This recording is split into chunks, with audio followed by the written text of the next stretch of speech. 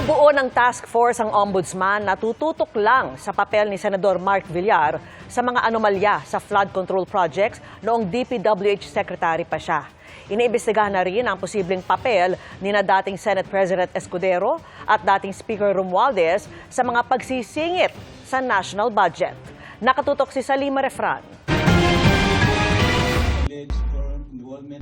Isang bagong task force ang bubuuin ng Office of the Ombudsman at ang tututukan lamang nito ang investigasyon kay Senador Mark Villar kaugnay ng mga maanomalya umanong flood control projects. Partikular ang pagiging kalihim niya noon ng Department of Public Works and Highways sa ilalim ng Administrasyong Duterte. Because it did not start the last 2 years, it started way back, started in tiny bits in 2018, started to grow. When they perfected the system, it started in tremendous leaps and bounds. Titignan din daw, sabi ni Ombudsman Jesus Crispin Remulla, kung nakinabang sa mga proyekto ang mga ari-arian ng pamilya ni Senator Villar. Kaya kasama rin sa iimbestigahan ang kanyang inang si dating Senador Cynthia at kapatid na si Senador Camille Villar.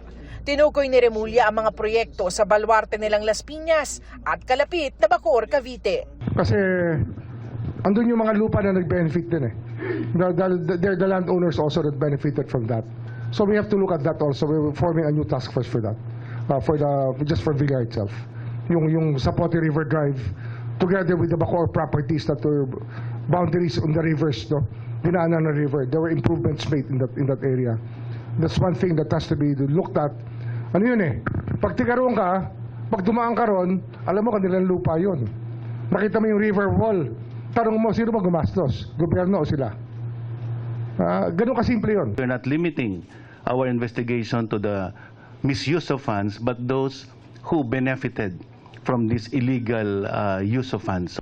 Patuloy namin kinukuha ang panig ng mga Villar.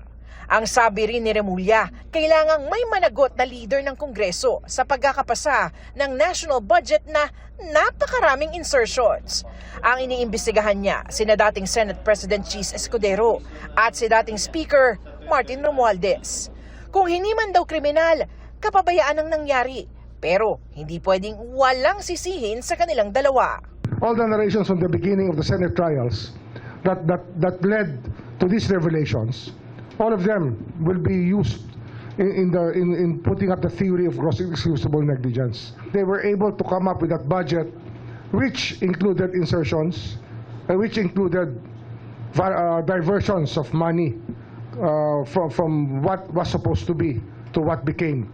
So that is, if it's not criminal, then it must be negligence.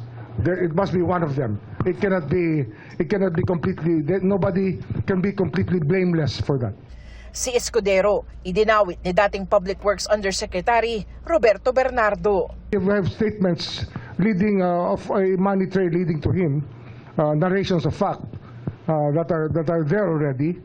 But of course, we want to buttress it with other evidence, which we're looking to right now.